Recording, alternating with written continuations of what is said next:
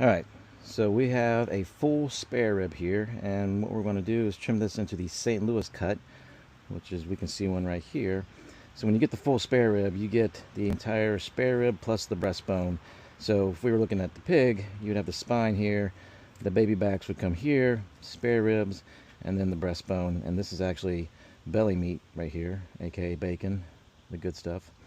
So what we want to do is get this all trimmed up into that St. Louis cut that everyone knows and loves. So what I'm going to do is flip this over, and we have this chine bone right here. So basically we need to cut along here to get rid of that, and then all the extra meat up here. So what I'm going to do is do a straight line, kind of like that, mark it, and then you got a couple pieces of cartilage to get through. And so this is the rib tip. We can smoke this as well, chop it up. It'll be good stuff. While we're here, on this side, we've got this flap of meat that we need to trim up.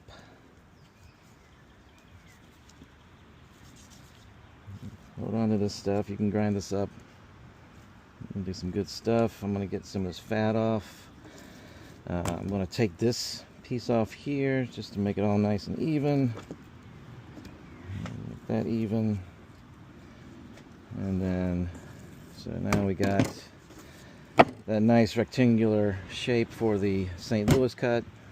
And then the last thing we need to do is just take off the membrane here. So I'm going to use a paper towel to help get a grip. And then once we get a grip on that, nice and easy, get that membrane off.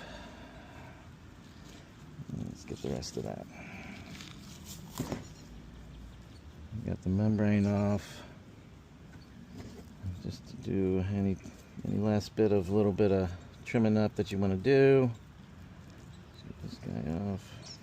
There we go. Flip them over, and then there we go.